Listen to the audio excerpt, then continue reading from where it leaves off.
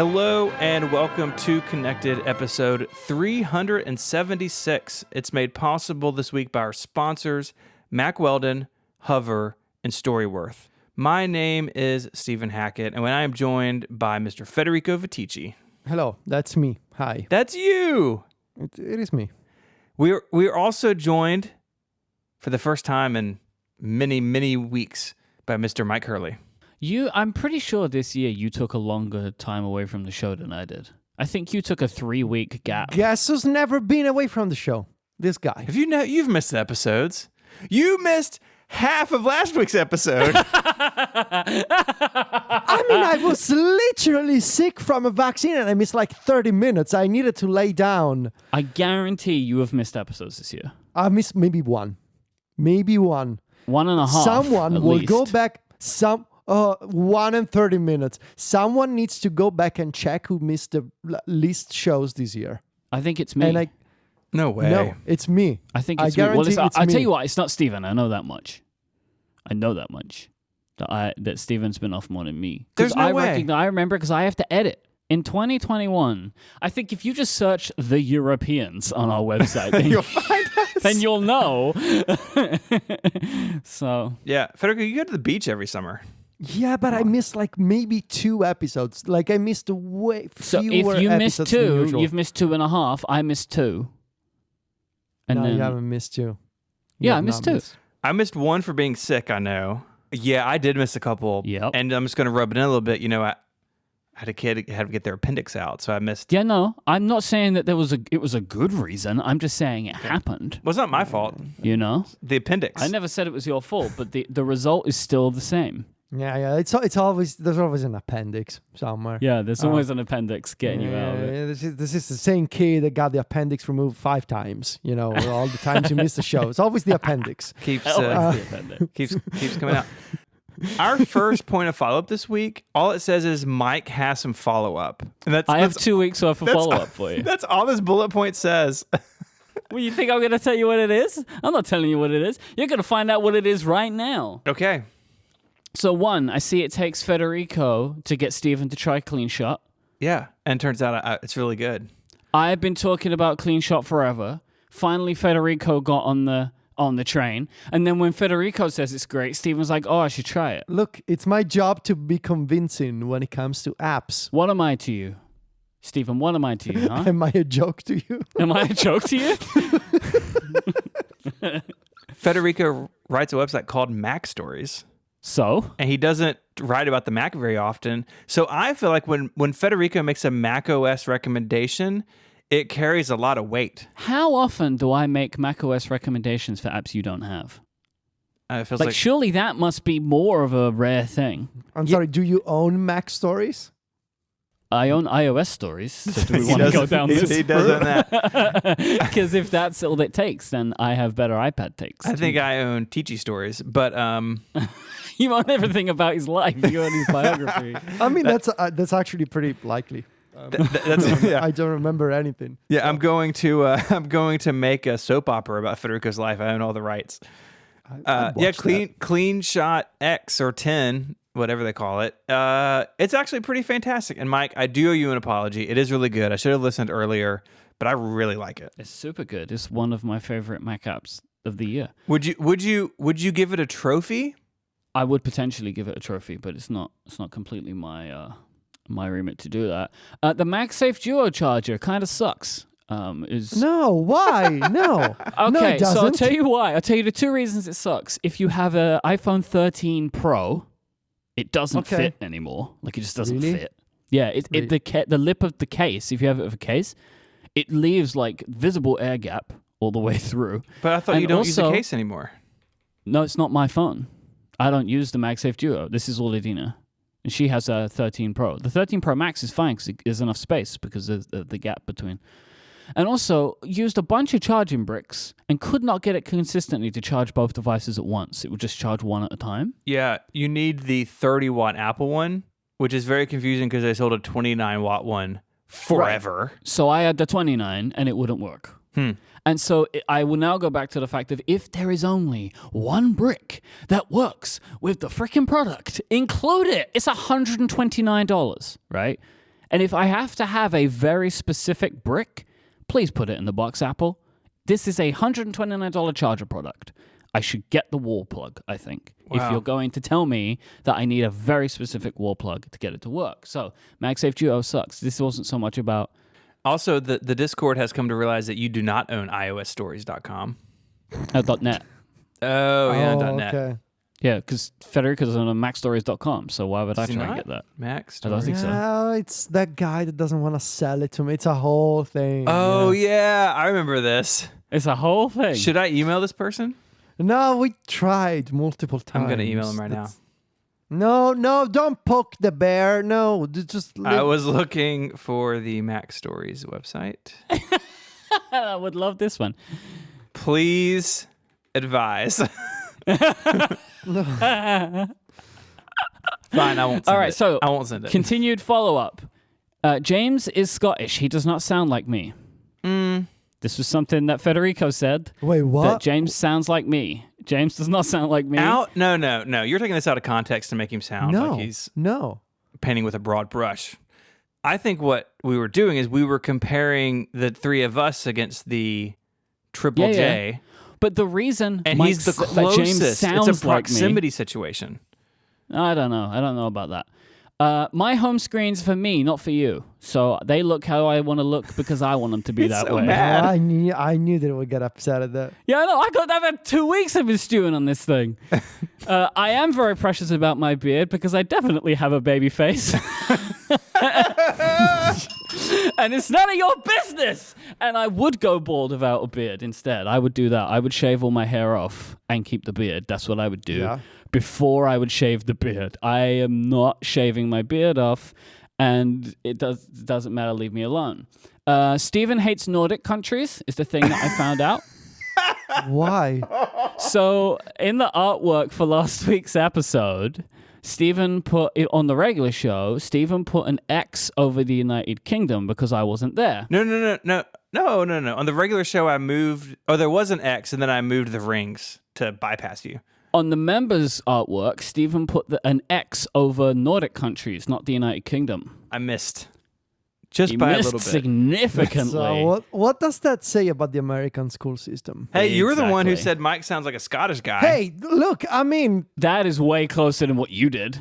seriously, you want to go there? Yes. You committed a much worse crime. You're all near or in Europe. You all have universal health care. First, the original artwork didn't include Greenland, and now Stephen's tried to remove all of the Nordic countries from the members show. The Greenland thing wasn't my fault. And to be fair, none of us caught it for quite a while. What do you mean none of us? I had nothing to do with this. We all lived with that show art for a really long time. Oh, Greenland? Oh, yeah, the Greenland problem? Yeah. That's on like all a of whole us. other thing. Right? Yeah, We're that's on all of us. accidentally Yeah. Greenland deniers. Yes. The Nordic country was just an error in No, my we're not. Photoshop. Don't say yes. We're not Greenland deniers. Well, we were. We're not anymore. We're reformed. Oh, we used to Because be. we fixed it. We fixed it. Wait, do people live in Greenland? Greenland is the icy one. Iceland is the greeny one. Yes, Greenland is covered in ice, and Iceland is very nice. That's from a movie, I think, but I don't know which one. I don't know what that is. Sounds like a Dr. Seuss thing. That could be true. It's nice to know that I'm lacking in so much depth that it's so incredibly easy for me to be impersonated by everyone. I don't know what to say. You said, "Oh, I couldn't impersonate you because of your depth." You said to Stephen. But like me, it's like, oh, it's so easy. Everyone could just impersonate me. I noticed that nobody gave it a go, though, did they? We talked about this on the Pro Show, but I'm not on Instagram anymore, and that means that my life is more mysterious. Yes, it's got, and I said this. He's got that mystery about him that you're not him. I'm old, and I'm a dad, and my hair is graying at a rapid rate. Is it? But yeah, it's a real shocking situation. You don't notice it because of the blonde. Yeah, if my hair was darker, you'd be like, what has happened to that guy? But at the same time, a bunch of tattoos. I have a cool job. I drive a pickup truck. I'm a man of mystery. Yeah, and Myke is more of an open book. Yeah, that's all we're saying. A very thin paperback book. Very shallow, very empty book. It's basically just a picture book, but it's fine. Well, I am done with my follow-up. Thank you for coming back. We did miss you. But later on in the show, we're going to be doing some connected QA, and I'm picking them. Oh God. We did miss you. We are very glad that you had a good... Did you, though? Can't you go to California again? Can you go? You want me to go? Yeah. Federico, I'm trying to patch this up, and you're just pouring gasoline on the fire. We're glad you had a good vacation. We're glad you're back. I had a great vacation. Good. Thank you. Should we do some regular follow-up now? If you want to. iOS 15.2 and Monterey 12.1. I don't know why those numbers are so different. They're both out. And good news, the saddest bit of Mac UI is a little bit better. So that pop-up that was in shortcuts to pick from a menu looked like... It's just sad in a new way. It's still bad, but it's... Look, my title was a little less sad. Fair enough. Yes, it's a little less sad. I mean... A little less sad. I noticed you used CleanShot to take this image. Did I? Yep. You don't know that. I do know that. It still cuts off at it still cuts off after 6 items in a list. Yeah. I think there's something about the scroll that's really kind of janky and still the too. Scroll is weird, and you cannot like usually you can type the first letter of an item in a list, and it doesn't work. There's no search bar in the list, so you cannot click into a search box to search. I'm pretty sure someone should introduce the shortcuts team to AppKit. I think they would really enjoy working at it. It's too late. That ship has sailed. Or Catalyst. Or Catalyst, yes. Yeah, it's a little less sad. It's getting better. Okay, so it's getting better. At least my shortcuts don't crash anymore, and stuff like MusicBot, these complex shortcuts that I have, they're slow and they're kind of janky in the editor, but they work. So that's better than 2 months ago at least. The other, I think, big news is that we still don't have universal control. I don't know what happened to it. That's never gonna ship, right? I mean, it's one of those. It's the air power of software features. It's one of those things that starts snowballing, right? Like delay after delay after this. It's like, okay, yeah, this thing is never gonna come out. What was the files thing? Pinned downloaded files. Yeah, is that still not there, right? It never came back. Forget about it, man. Never came back. That thing's gone forever. It disappeared, and I can tell you, disappeared in iOS 13 beta 4, beta 5. So that was 2 years ago. Stephen, I have a good article idea for you. Okay. Things that never made it. Like FaceTime, open source FaceTime. Oh, yeah, that's a fun one. Like stuff like that. I feel air like that's power. but software features. Like software features. Software that just never made it. Carbon 64 bits, the big one. The big one. They didn't. They announced it and then just unannounced it. Like, we're not doing that anymore. That's a good idea. All right, I'm gonna open my. No one take this idea from me. John, if you're listening, this is a pitch for you. Get the story. Assigned. Do it right away. This is software features. One true assignment. That never shipped. You know what I would actually genuinely love? Is like a race now between the two of them. Who can get the article out first and who can get it most complete? That would be amazing. I feel like I would get it more complete, but he would be out faster than me because he doesn't have to edit a 2-hour show after this. But you don't know that. Oh yeah, I mean Federico is a noted podcaster. So who knows? For app stories. For app stories, it's right there in his Twitter bio. Yeah, see, it's right there. There are new Apple TV screensavers featuring countries that we don't. My native Scotland and Iceland, which has never been removed from a map on the show. Yep. Scotland and Iceland now get their own Apple TV screensavers. Do y'all run the aerial screensaver on your Mac? No, but I feel like I should. I had tried it, and it's pretty nice. I don't run it all the time. I don't know why. I will say, no screensaver needs this many options. Like, when you load this thing up, it's like a whole application, but because it's in system preferences and that UI is really bad and limiting, it's just like, it's a mess. Way too many things going on. My thing about that is, I don't know, it just feels like it's a little janky. Well, yeah, I mean, you're downloading giant 4K files and replaying them that don't belong to you, and it's I don't know, but it looks nice. It's also not super crispy on the Pro Display. Well, because it's got 2 more Ks than 4. Maybe you should file a bug report. Maybe nobody else is doing it on a Pro Display.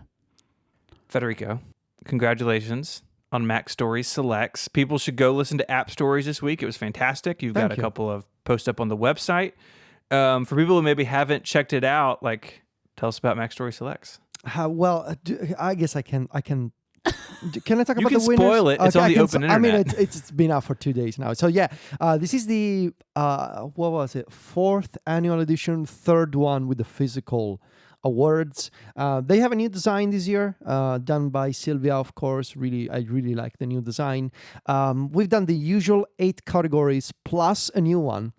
So starting this year, we have established the new Lifetime Achievement Award, Mac Stories Selects, and the first recipient of it is our friend James Thompson with Peacock. Yes, who lives in a Nordic country, I believe. And has a totally different accent with an from English Myke. accent. But it's totally different from Myke. So that's the new category this year.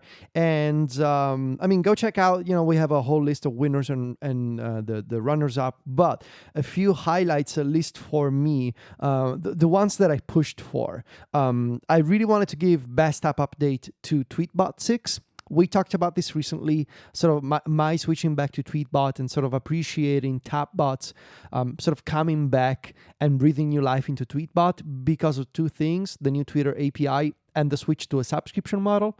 So I really pushed for that.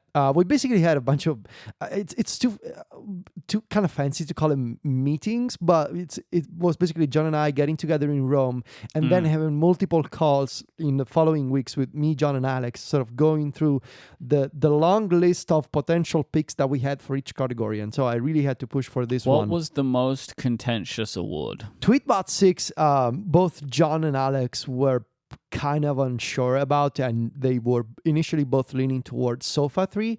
And best design, it was sort of also kind of contentious because we wanted to, I was pushing for Mela, I believe Alex or John were pushing for Carrot Weather, but there was also Craft, and so there was a whole discussion of Sylvia Rizzi, the developer of Reader, and Mela also won last year with Best Design for Reader 5. And so that one we needed to figure out. The easiest one was the App of the Year, because we basically, John and I, when we were in person, we said, it's going to be Obsidian, right? And it's it's got to be Obsidian. And then when we talked to Alex on Discord with our weekly call, it was it needs to be Obsidian. And we were all in agreement there. But yeah, Best App Update and Design, they took some work. And we also needed to do a ton of tests and more research for the watch category, because we don't cover watchOS apps a lot on Mac Stories, and so Alex did most of that work. But yeah, there was app update and design. They required a longer conversation than usual this year. Very cool. Yeah, thank you. Really happy with this. I don't disagree with it, but there is just a funny thing that it's an Electron app, right? Your best app of the year. Yes, because it goes back to conversations we've had on this show about how ultimately it doesn't matter, what an app is made in, as long as that app is good. Similarly, that was it Craft in Best Design? Runner up, yes. Yeah, and that's the reader choice. Catalyst and app. Yes, it's a Catalyst right? app, and yes. So we got Best Design, it's a Catalyst app. App of the Year, it's an Electron app. Craft is runner-up in 2 categories, I believe. App of the Year, runner-up. Best Design, runner-up. But it's the winner of the Reader's Choice Award. And this one, it was very close. So we had a different process this year to account for all kinds of Club Mac Stories members. We had an initial submission that was open to every type of member. You could fill out in a Google form the name of the app that was your favorite in 2021. And then we picked the most, the top 5, and we had a poll just for Club Mac Stories Plus and Premier members in the Discord. And it was very close. I believe the difference between Kraft and the second place was like, John can maybe confirm this, was like 40, 50 votes or something. Right. It was very close. And I believe it was between Kraft and Apollo, I want to say. So this is like a behind the scenes that were not posted anywhere. People love Apollo with like an almost like a family member kind of love. I love Apollo, man. Apollo is incredible. Like, I noticed this with the upgradees. Like, the amount of votes every year that we get for Apollo for best iOS app is always a surprise to me. Like, people just won't let it go. Like, I don't use it. I use Narwhal. I just like it. Apollo's too complicated for my Reddit use. Like, I'm not. I feel like Apollo really works for people that like to spend a bunch of time on Reddit, but I don't, and so it doesn't really work as well for me. I just very little I want, and so Narwhal is great for me. But yeah, it's just always a surprise to me. But like, I know how how well updated the app is and stuff. Like, I understand why people like it. It's just always a surprise. I feel like more than a lot of apps, people were just like really into it. Yeah, and people love Christian, the developer of Apollo. Yeah, he's a nice guy. Nice guy. So it's. I think it's built like. Christian has been very, very clever in tying the customization, like that story with the custom icons, and the way that he has like designers working on custom icons, but also community submissions. I think that's very smart, and how he was able to integrate that with the Apollo Ultra subscription. I think it's very well done. It's a sort of a business model that didn't exist a few years ago, and now it does, and he's taking advantage of it in a very clever way. This episode of Connected is brought to you by Mack Weldon. In case you haven't noticed, the holiday season is here. And that comes with a bunch of yearly questions like, what do I wear to parties? Or the suspiciously long and wordy question, but apparently common, how do I maximize my time savoring holiday moments and minimize my time shopping for gifts? Wait, you don't ask yourself that? Exactly in that phrase. Yeah, all the time. Well, do not fear, dear children, because Mack Weldon has all of the answers. Whether it's an office party, hanging out with families and friends, or my personal favorite holiday party, me, my couch, and a game on TV, Mack Weldon has all the essentials to keep you stylish and comfortable throughout the season. They have an innovative daily wear system. It takes the hard work out of outfit planning, with pieces designed to work together for any occasion, saving you time and sparing you extra holiday stress. We're talking top-notch tops, bottoms, underwear, and accessories that will please everyone on your list. With Mack Weldon, your holiday heavy lifting will be complete within minutes. The favorite thing of mine in my dresser are my Mack Weldon Ace sweatpants, and it's finally, well, not today, but finally almost time in Memphis to be able to wear them. They are fantastic. But what I love about Mack Weldon is that it really does all work together. Their Ace collection pairs super soft, high-performance fabric with unmatched style, ready to be the pieces you live in, whether you're at home or running errands around town. And their warm knit collection features shirts, vests, pajama pants, and more that use innovative technology that uses your own body heat to keep you at the perfect temperature. With limited edition color drops and a bevy of new releases, their holiday gift sets are the perfect present for so many people on your list. So go to mackweldon.com/connected for 20% off your first order using the promo code CONNECTED. For 20% off your first order, visit mackweldon.com/connected and enter the promo code CONNECTED. Mack Weldon, get it right this holiday season. Our thanks to Mack Weldon for their support of the show and Relay FM. When I was in LA, I walked past the Mack Weldon store and I went in and bought underwear. I felt like I had to. And when I was in there, did you tell him you were from the podcast? I didn't. I thought about it, but I got too shy and didn't say it. But when I was in there, the person was trying to tell me about how popular the Ace sweatpants were, and I said, "I know." I left it at that. I'm an sweatpants influencer. Uh-huh.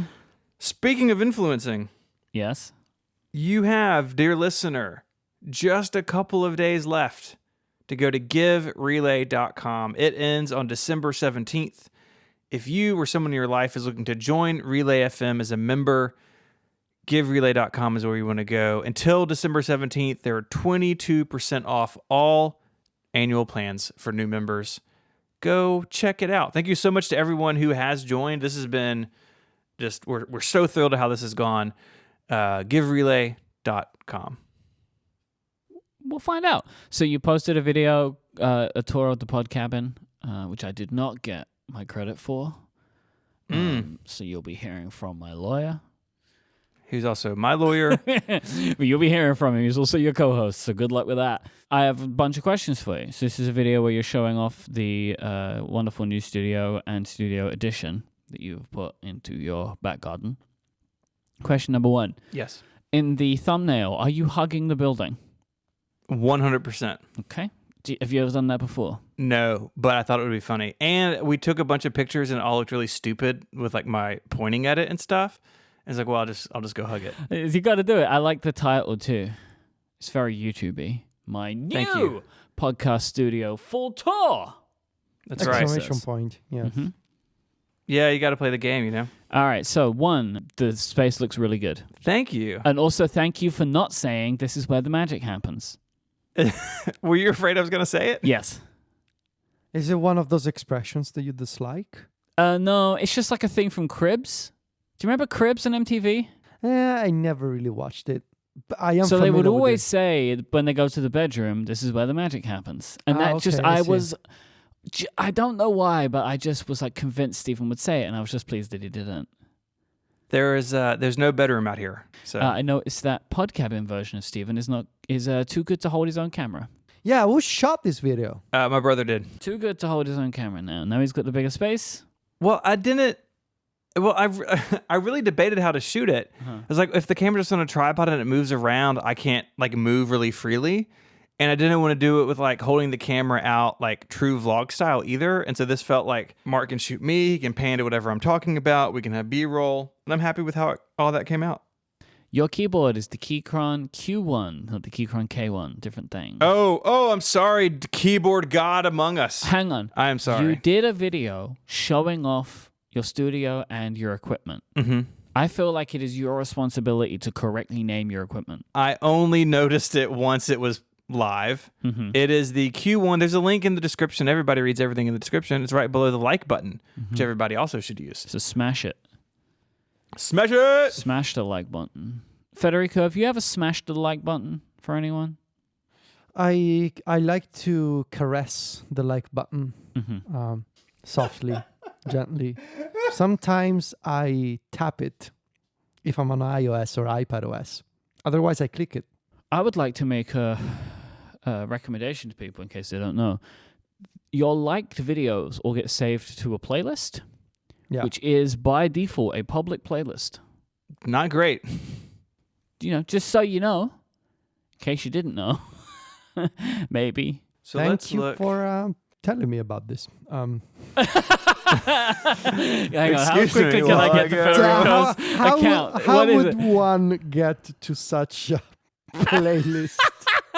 Come on, where is it? What's his account? What is it called? It probably it's not public, it's private. Right? It's private already. Ah. Hey, there's nothing embarrassing in here. I can give you. Oh, this is an excellent SNL skit hotel ad. Have you guys watched this video? I don't know. My last comment is: it is intriguing to me that you have made multiple art pieces from computer components. Yeah, well, I'm a real refined human being. It's just intriguing to me. Somebody in the comments was like, Steven, this Mac Mini is important to me. Steven, I'll take all of its guts out. That was a disturbing amount of Mac Minis you had on that shelf.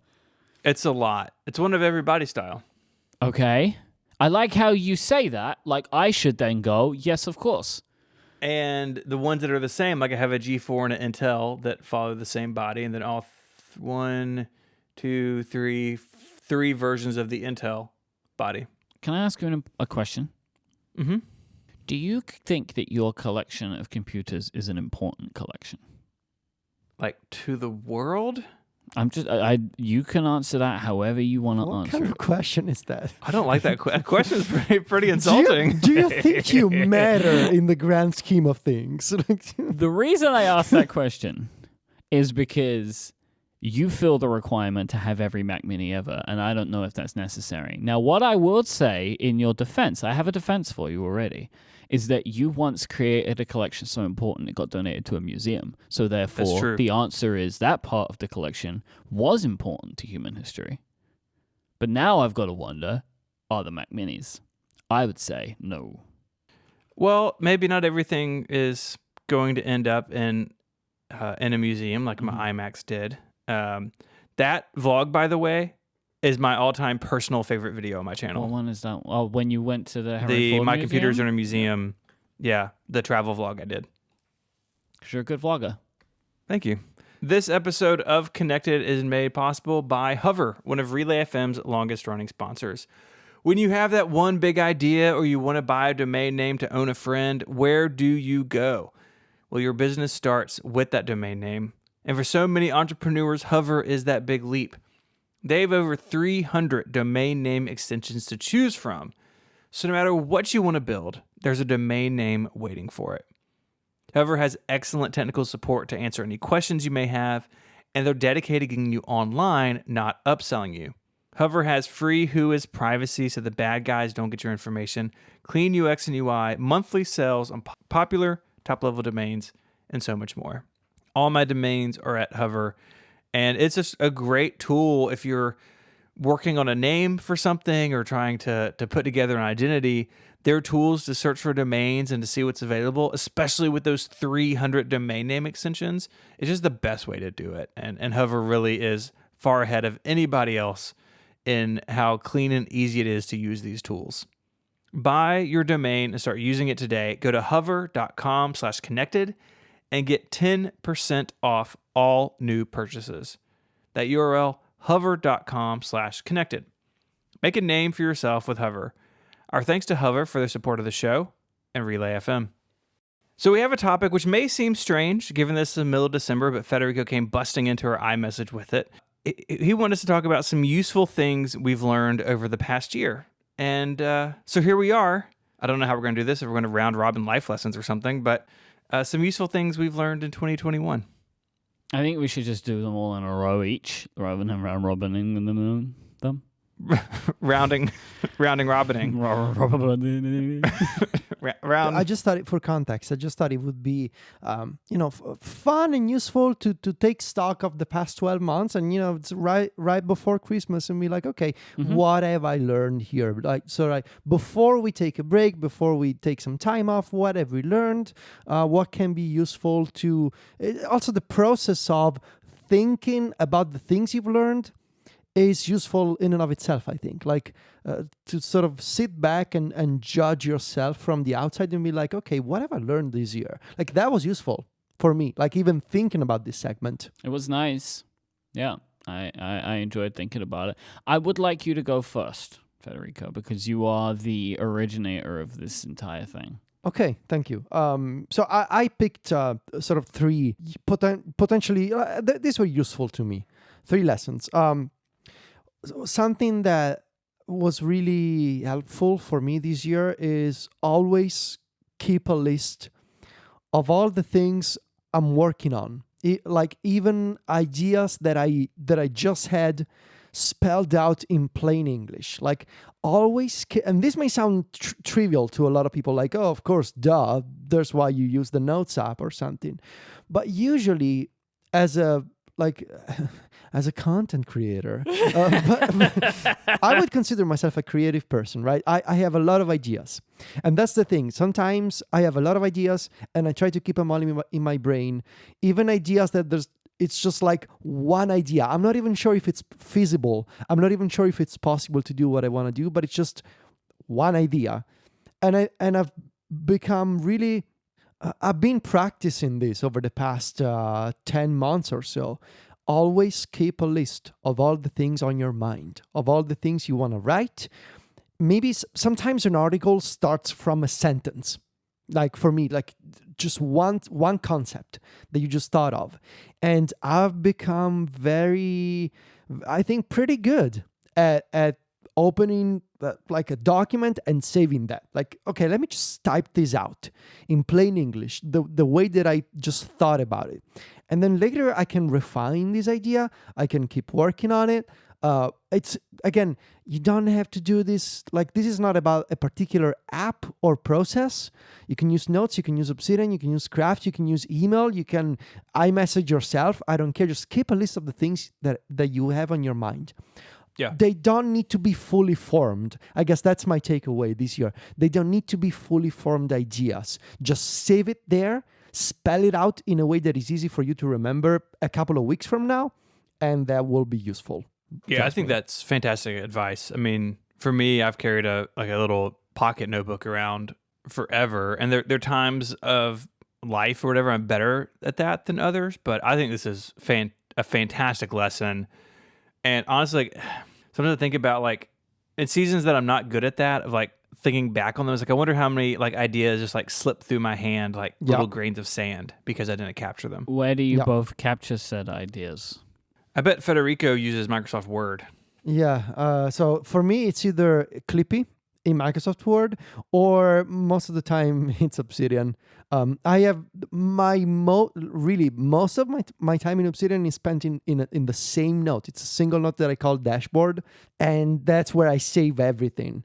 I try the sort of the bare minimum organization that I have. It's like work ideas and sort of personal or like hobby related ideas. So I try to keep them separate that way, but it doesn't matter. As long as I can put it in the document, even at the bottom of the document, what matters is that it's there. And again, for me, this is not about the process. It's not about the workflow. It's not about the tinkering. It's about make sure that you have some way to open something on your phone, on your iPad, on your computer, on a web browser, whatever it is. Make sure you have something that lets you type out a sentence, an idea, and then you can go from there. For me, it's Obsidian, yes. And then, like, what do you do with, like, do you look at them, like, do you look over them frequently, or like, do you remove things? Like, I'm intrigued. Yeah. So you can think of it as an inbox. I think of it as like the center of a mind map, if you will, like this note that I have. Here we're getting more into the technicalities of the system. But the way that I like to do this personally is, if I think an idea has got, potential, and I want to keep working on it, I make it a separate note in Obsidian. So what I do, like literally what I do, I select with the text cursor the line of text, and I hit double square brackets, and that becomes a separate note. And I can open that. It means that I can open that in a new window, and I can type more information, more comments or thoughts about it. Like, for example, right now, I just had because again, I think being practical about this helps. I had a single line of text that says, early experiments with better touch tool and the new notch bar. Like, that was a line of text that I had in this note. And as I kept working on this, I realized, I'm doing a bunch of things with this new feature of this application that I think maybe there's a story here in the future. So I made that a standalone item, a standalone file, but it's still linked in here. Now, again, then it becomes about the workflow, about the system. The trickiest part for me, because I've never been disciplined enough to do this regularly, like when you have an idea, save it right away. Like sometimes when I'm driving, I have ideas, I ask Sylvia to do it for me. Like, hey, can you please grab my phone and type this before I forget? Like, and I try to be very, very precise with you have an idea, save it immediately, and then you can worry about it later. That's very nice. I don't think I have something like this. I think like I'd maybe try and systematize it too much, Like, it's going to go into Todoist and it's going to have a due date and like a tag. Excellent point. Yes, that is a fantastic point. Ryan also in the Discord said, Federico discovers getting things done.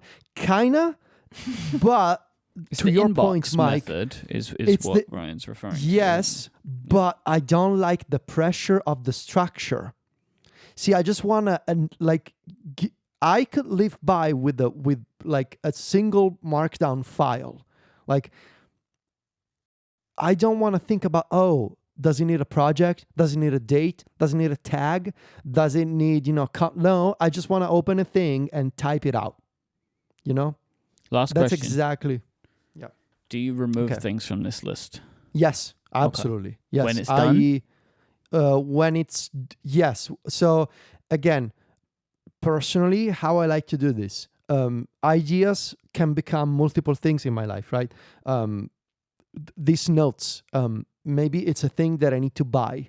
When it's being purchased, I remove the link. Maybe it's an article that I gotta publish. When it's published, I move it into my archive folder. Sometimes these things that I save are like, look into this. Like, for example, right now I have look into storing your music library in Dropbox on the Intel NUC. Like, that's something that I want to do. Yeah, you see, I think I would put that into Todoist, and I don't want that. No, because necessarily in Todoist, right? Like, I don't think that that's the best place for it, and I feel I end up having these tasks that I just rearrange forever because I haven't done. But here's the thing for me: like, I know that doing this is something that I'm thinking about, but when I'm gonna do it, it means I'm gonna have to sit down and do some research.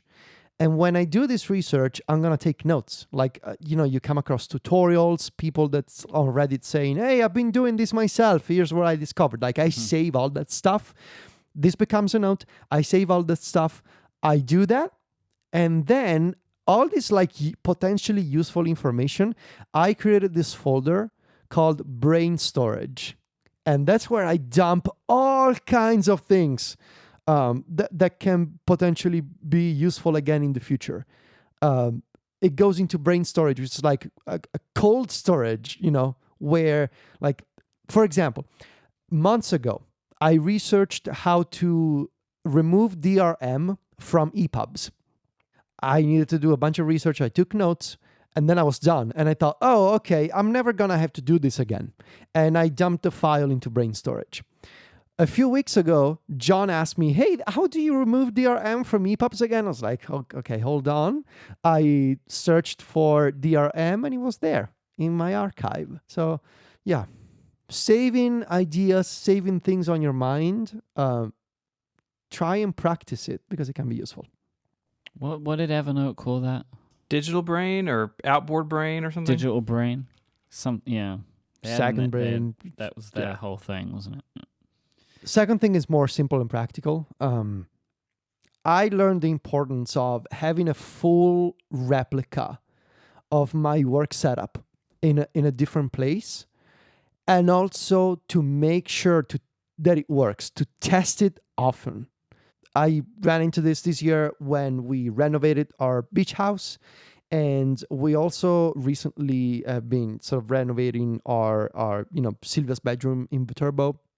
And I've learned the importance for me to know that if I need or want to get my work done from another location, to know that it's possible. But it's not just that, to also know that the setup is working. Like, and you can apply this lesson maybe to backups as well. Like, it's not just about backing up and making sure that if disaster strikes, you have a copy of your important data, but test the backup, make sure that it works. And in my case, it was, you can have a recording setup for, doing podcasts at the beach, but have you actually tested it? Like, have you connected all the cables and tried to record there and tested the microphone and tested the USB thing and make sure that it worked? Rebuilding, having a replica of my setup somewhere else, and making sure often that it works, that the backup system works. That was useful. Mm-hmm. And lastly, this is something that I've always liked to do myself, that I've done way more in 2021, broadly speaking, I've been a lot more inspired in 2021 than in 2020. I think it's been a really good year for me, creatively speaking. And one of the things that I feel contributed to that was, here's what I wrote in this segment. Try an app you never thought you'd use for a while and understand why other people like it. This maybe applies more specifically to my job, but I think it's something that you can apply to other aspects and areas of your professional or personal life. Like, when enough people enjoy something, don't judge it. Try to understand why they like it. And that was useful for me specifically when it comes to apps. I also do it occasionally for video games and music. Like, hey, if enough people like something, it's useful to understand why. Don't judge them, And this has been really helpful to discover great software. For example, that maybe my first instinct would have been, no, I'm not that type of person. Like, oh, no, I'm not a fantastical person. Like, it turns out I am a fantastical person. Just one example. I've always thought so. I know. It was a bit of a journey for me to get there again. No, that you are a fantastical person. Oh, well, thank you. Oh. Hey. Appreciate it. See, this is the kind of stuff you miss. Try stuff, if you can. Try stuff that you think is not for you, and try to understand why others like it. Maybe you'll come to the conclusion that, I don't care about other people. This thing is not for me. Great, but at least you've tried. Very nice. Very wise. I think I'm going to try the dashboard note thing. I'm very intrigued about this too. But unfortunately, I'm going to have to set up a Todoist item, which says, try out Federico's dashboard note thing. Because otherwise, I don't have a place to put it. The reason why I think this system works so well these days, it's the note-taking market. Like, we have so many great options now, and so no matter the system you want to use, you can do it in Apple Notes, you can do it in Craft.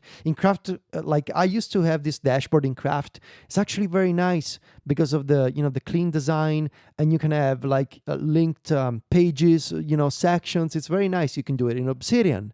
You can do it, I don't know, maybe some folks use tools like Agenda or Noteplan, for example. You still use Evernote, you can do it in Evernote. You use Notion, you can totally do it in Notion. Like, the tool doesn't matter. It's try to remove as much friction as possible that is between you and the thing you want to save. And before anyone comments, tons of people do this in drafts. Like, that's actually the reason drafts was created in the first place, where the text starts. The setup doesn't really matter. I think what's important is practice it, and then you can use whatever tool you want to use. What about you, Myke? Understanding some of the basics of what is inside technology and playing around with it and tinkering with it can help you feel less daunted by the complexity of said technology. Oh yeah.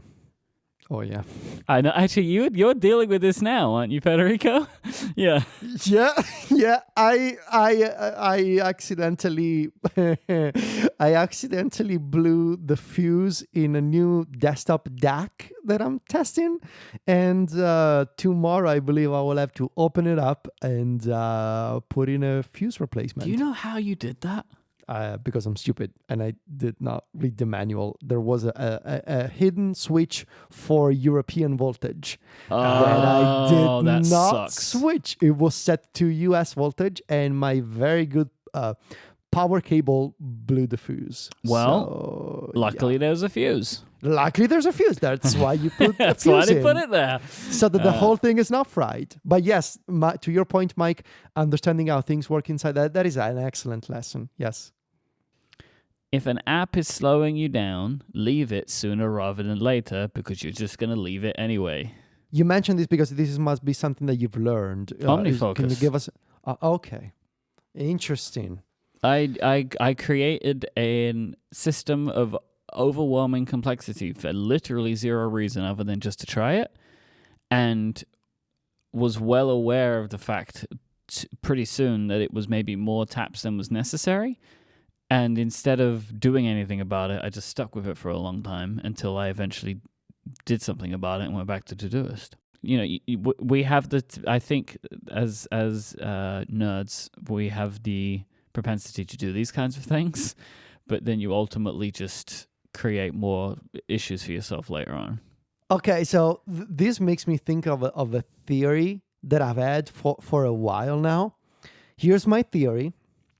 I feel like in our community, we used to be more religious, if you will, about the app that you wanted to use years ago. Like, used to be a thing, oh no, I swear by Fantastical, or I'm a Tweetbot guy. Mm-hmm. I feel like in recent years, because of all the attention that has been drawn to concepts like data portability, it's become much more common and accepted to switch between different tools. And like in our community, it's a lot more normal and sort of expected to try different things.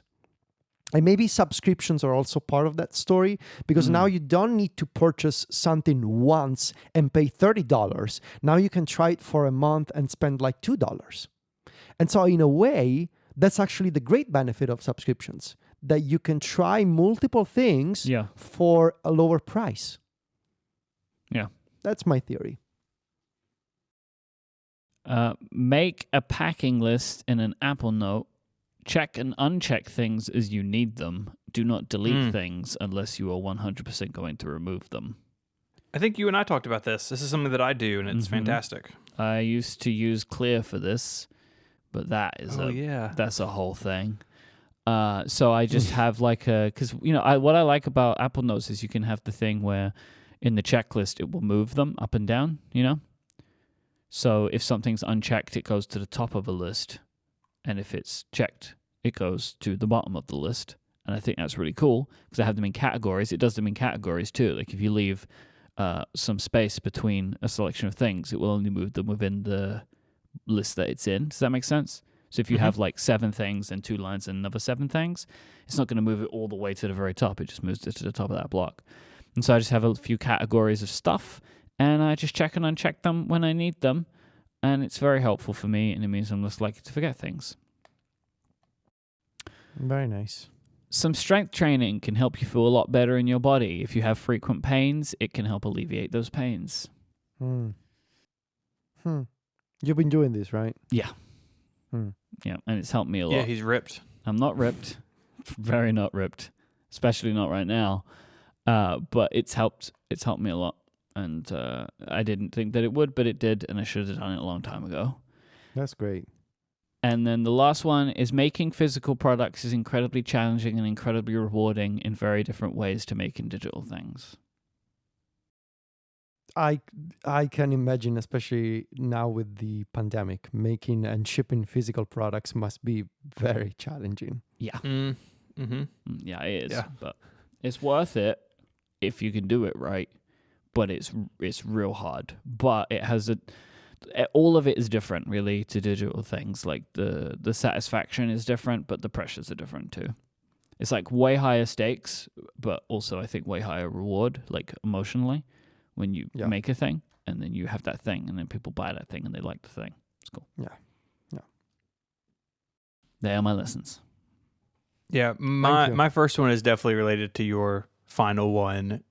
The first time I've ever really done that with physical goods was my Kickstarter, that launched now 6 months ago. And that project has taken up so much more time and energy than I ever thought possible. Like it never ends. And I'm very glad it was so successful, but if I do one again, it will not be in the same vein as this one in terms of how I put it together and how the fulfillment happens and all of those things. Well, that's learning, right? I guess. And it did give me an appreciation for people who do these sorts of things all the time or on a much bigger scale than us. Really the Kickstarter just cratered the last half of my year in a way that at this point I'm not doing another one next year because I can't go through it again. That is a great shame. We'll see. If I can put the pieces together and have it happen in a way that I don't have to pack 1,200 calendars and then replace a bunch of them when the post office loses them myself. We'll see. But I'm also just kind of undergoing this bigger thing right now of looking at my year next year and making some other schedule changes. So my second lesson is about standing desks, not about physical goods. Mm-hmm. I guess standing desks are physical goods in a way. But you don't make them. No. I mean, I guess I could. Get like a lever or something. Oh, no. The Kickstarter too. Steven Static Desk. Yeah, I'll hand build you a standing desk. It will take 8 years to finish it. Mm-hmm. But I work standing up, not all the time, but if I'm doing a lot of admin work, I enjoy it. And I actually enjoy recording standing up. It makes me feistier, I think. Yeah, I really like it. And I know a lot of people do, and I'm late to the party, but here we are. I never stand on my standing desks. Not on them. You should. It would really help you with your core strength or whatever. No, I just... Maybe. Would it? I don't know. Yeah, he said your core strength or whatever, so he must be really knowledgeable about it. Yeah, he's really done the work on the standing desk. Please join my gym. It's done the research, you know? The whatever. Can you imagine a workout routine made for people who podcast for a living? It would be standing up and some vocal warm-ups.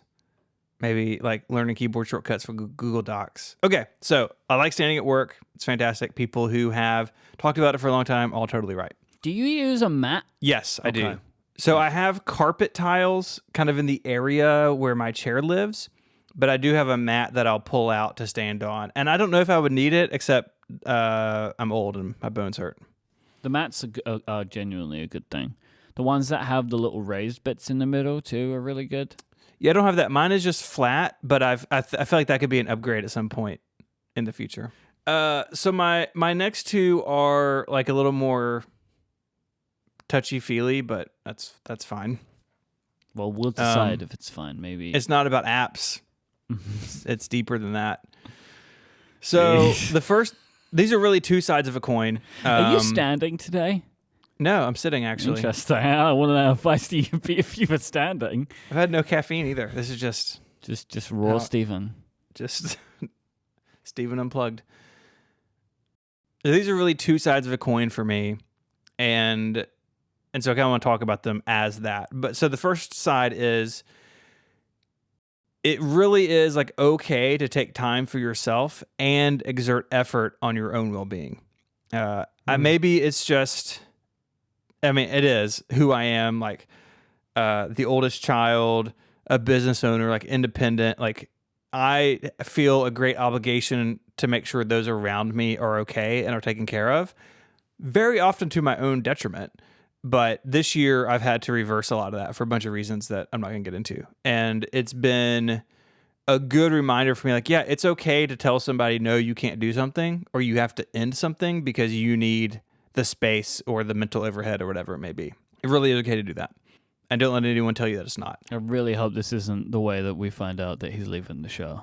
That would suck. Yeah, so what is with the second one, again, the other side of the coin, is that being introspective about your work, especially as someone who's like a self-employed creator, is important. And I've had to learn how to push the cringiness aside. Like I think a lot of that sort of like, I'm going to take a personal retreat and like write down my thoughts for the year. Like that's just not for me. But I have learned that there are things from that are valuable, even if I think sort of the whole picture is really not a good fit for me. So I'm not going to like go up on the mountaintop and come down with, the 10 Commandments for the next year. But I do think that even if you're not self-employed, but you have like a side project or something, it is important at times to pull back from it and think about it in a way that you can't when you're in it day to day. So like with the Kickstarter thing, that's exactly where I am with it right now. Like it's basically wrapped up, and now I have probably like 3 months if I decide to start another one when I need to get started. And I want to use this time to like really consider like the pros and cons of it. And it was a huge success. And like, that's really hard to argue with what it did to my business spreadsheet this year. But at the same time, I know the toll it took on me and like my family and time away from them to do it. And so I just got to balance all that out. So being introspective about work and being able to detach from it enough to view it from the outside which I guess is the opposite of being introspective. It's all that's really important. So yeah, those are my lessons. Kickstarters are hard. Standing desks are cool. Take care of yourself. Think about your work. Is that a haiku? It should be. Can you do that? Maybe someone can work one up for us. All right, we're going to take our last break, and then Myke is going to make us do more Q&A. Q&A time. I don't like the sound of this. Like Myke is going to make us do. It sounds so menacing. Okay. I know. We had another topic that he removed so we could do this. I am concerned. Okay. Myke has questions. This episode of Connected is brought to you by Storyworth. The holiday season is here. You are thinking about finding unique gifts for your loved ones. And that can be difficult, especially this year. So check out Storyworth. It's an online service that helps you and your loved ones connect and preserve memories and stories for years to come. It's thoughtful and meaningful, and it helps to connect you to the important people in your life. Each week, Storyworth emails your relative or friend a thought-provoking question of your choice from their vast options.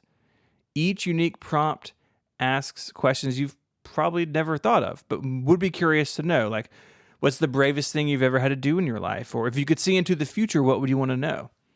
After 1 year, Storyworth compiles all your loved one's stories, including any photos, into a keepsake book that you can share with others in your family and revisit for generations to come.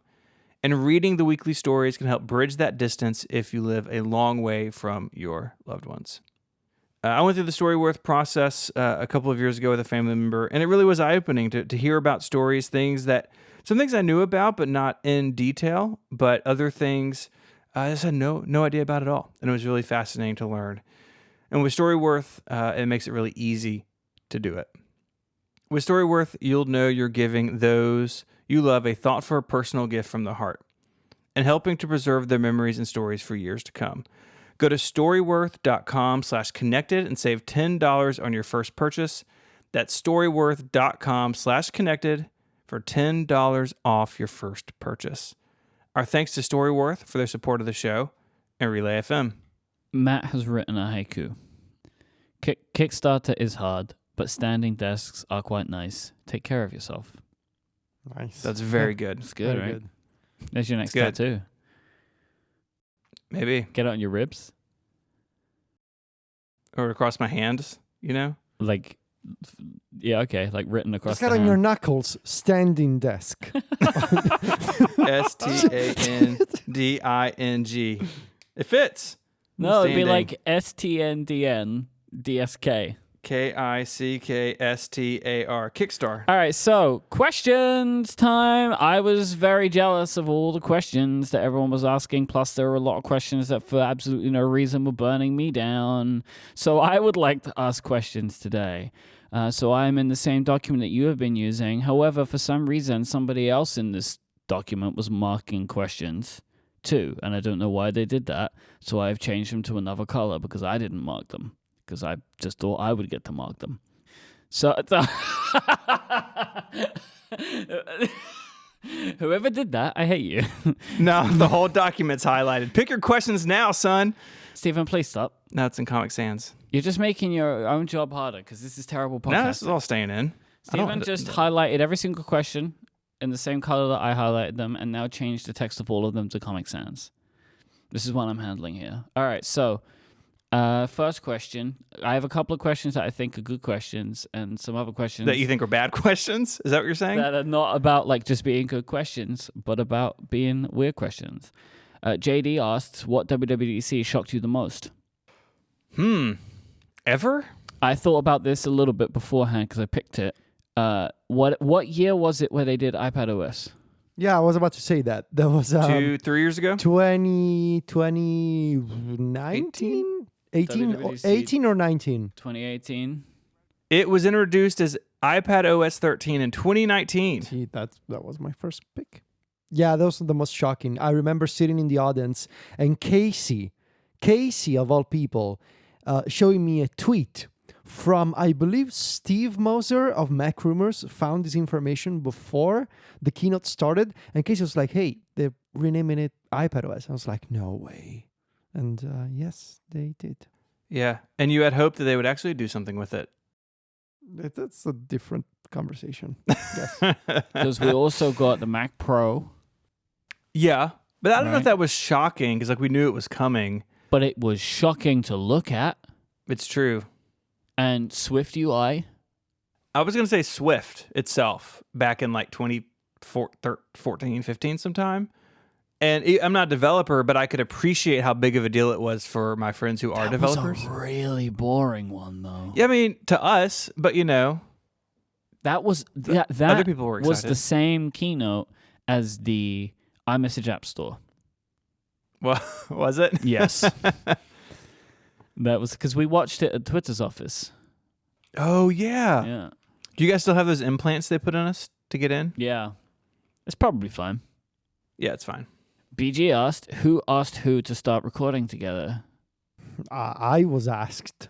So, if I remember correctly, let's see if I can get this right. I initially, I had an interview with Myke on an old show 1,000 years ago. And then I think I asked you to start the 512 podcast with me. No, I think you asked me to start on Genius. That was first. That was first. And then we did the 512 podcast, which I think I asked you to do because I wanted a tech show. And then when it was going to become the prompt, you went and asked Federico. But I mean, no, it was the other way around. No, it wasn't. Come on. No, I also wanted to work with Federico because we'd started to get to know each other. And then me and you were talking about doing something different. And then it was like, well, what if all these things can go together? And we made the prompt. And the great thing is, genuinely, the prompt episode 1 was the first thing we recorded together, which was an insane thing to do. But it was great. No. He was a guest on the next to last 512 podcast. Yes. I think was that true? Right. I don't remember. I have zero memory of this. Well, the first episode of the prompt was the first episode of the prompt, which is not a way that I suggest people do things, and it's not the way I do things now. I always do demos, make sure you get the chemistry right. But it worked, yeah. But I think I started the conversation with Federico to join the show, and then we moved on from there. What will happen first? Apple lowers their App Store cut to 15% universally, or the iPad gets weather and/or calculator? This, to me, was a question that was funny on first read, and then I really had to think about it, and I genuinely can't pick. It's easy. No, it's easy. The iPad will get those apps because Apple cares way too much about that 30%. I was about to say that. I think the iPad gets the apps first. Because Apple apparently is willing to drive their entire business model into the ground over was effectively just a 15% difference, which is just doesn't make any sense to me. I guess this is a question for me and Federico. If you could take one item from the PodCabin, what would it be? The cube. The G4 cube? Ooh, nice. I would take his monitor. Yeah. No, I would take the monitor. I'm not thinking old. I think what is the thing that Steven has that I most want? And it's the Pro Display XDR. That's what I would take. So, Steven, if you ever get to your studio and it's not there, I did it. It's noted. I will alert the security team. This is a very good question from Matt. That last one was from Ryan, by the way. Matt asks, you each must choose one of your co-hosts to send a tweet from your Twitter account, and you can't get mad. Who would you choose? I'm not saying we have to do the tweet. What kind of tweet? But that's the point.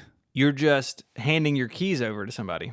If we each could give one of the others to send a tweet from our account, which one would we choose?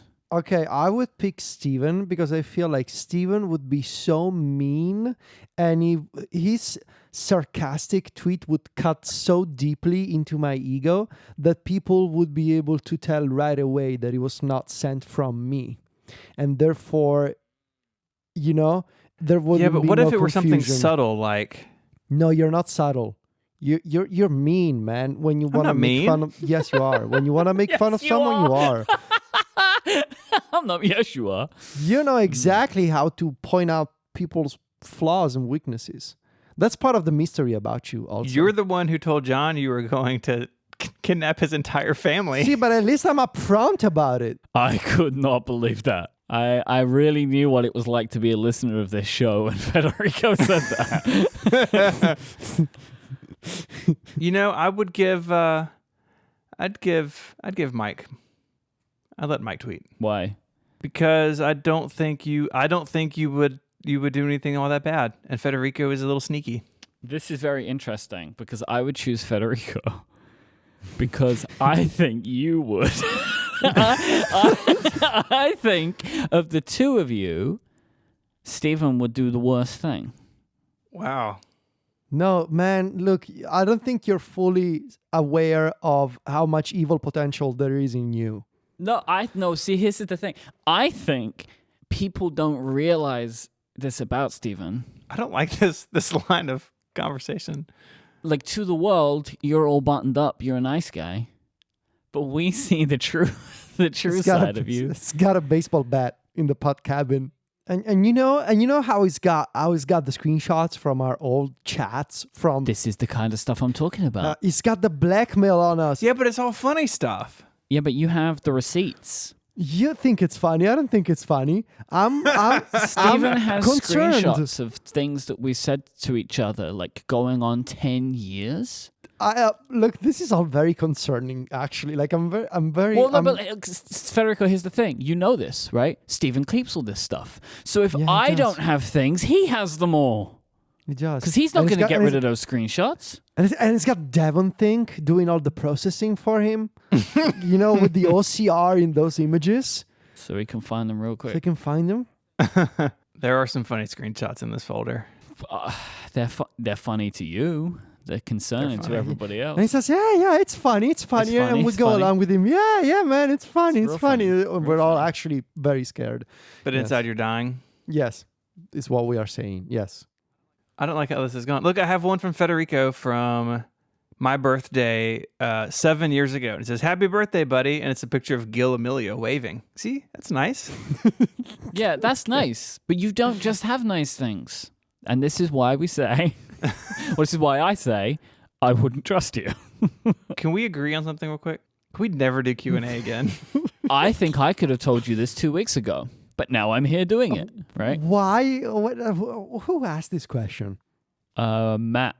One of the mods in the Discord. Why? That doesn't mean he can't be banned. The last one I picked was, Myke, now that John has replaced you on at least one episode of the show, are you more worried about your position as a co-host of this program? The answer is yes, because John has replaced me a couple of times. I think when I went on my honeymoon, John replaced me as well. Yeah. So this whole thing about, like, I agreed that James would take over my place in the Triple J succession plan, but it seems like John's trying to get in on both me and Federico, and that is a concern. Yeah. I think John wants to be on the show more than the other two do. I thought you were going to say more than you two do. That's the thing. I feel like Jason is very sneaky about it, though.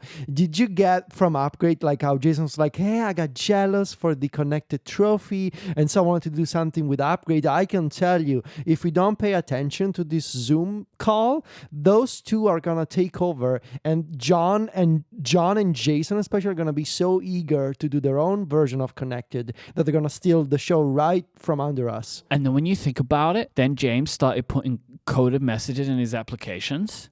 And he's like talking to our loved ones.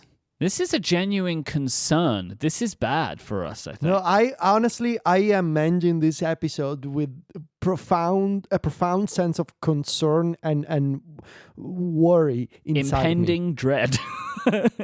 Yes, I feel like, I don't know, like, dread is a good word. Like, something isn't right. Something is not right, and I can feel it. And I am never gonna do Q&A again. No. I have one closing question for the Q&A.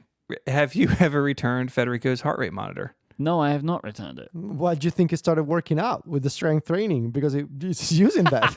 It took me like 6 years, but finally my plan is in process. He needed to deep clean it, and it was playing, it's a long con. It spent like 4 years saying, no, I didn't steal it, and now suddenly it's working out. Yeah, okay. Everyone buys that story. Suddenly, after so many years. Sudden. Very sudden.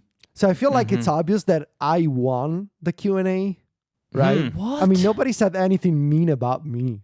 So I think I won the Q&A. Did you listen to last week when John said he lied about saying that your hair was the best? No, I think I won the Q&A. But did you hear that part, though, where John said he lied about your hair being the best? I didn't hear it, therefore it never existed. So. Interesting. Wow. I think we need to have a conversation about that worldview, but there was a question that I did genuinely, I was going to ask it, but I couldn't think of it, which was, because I was genuinely trying to think of it, but I think we've been pretty good, which was, Steve asked, has there ever been a Jape that went just too far? The Q&A. I think there has been, but I can't remember what it was. It's probably sitting in Steven's folder as blackmail. That's material. actually a very good point. Yeah, if anyone knows it, Steven does. If you want to find links to the stuff we spoke about when we still had a podcast together, go to relay.fm/connected/376. While you're there, you can send us an email with feedback or follow-up, or you can do that on Twitter. You can find us online. We're all around. Federico is at Viticci on Twitter, VITICCI, and he is the editor-in-chief of MacStories.net. And seriously, if you have not gone and looked at the Mac Stories Select stuff, go do it. It's one of my favorite things every year.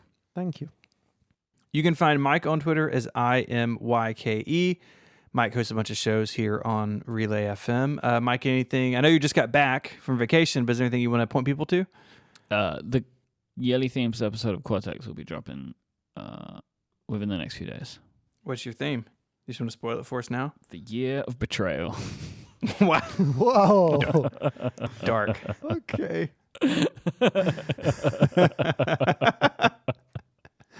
You can find me on Twitter as ISMH, and I write over at 512pixels.net.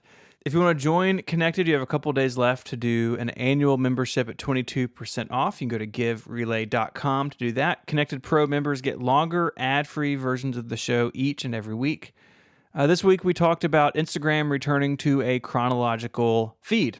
Pretty interesting change from them. That was like 3 minutes of a 20-minute discussion. There was a lot more. And then we talked about vaccinations and social media angst. Yeah. I'd like to thank our sponsors, Mack Weldon, Hover, and Storyworth for making this episode possible. And until next time, guys, say goodbye. Arrivederci. Cheerio. Bye, y'all.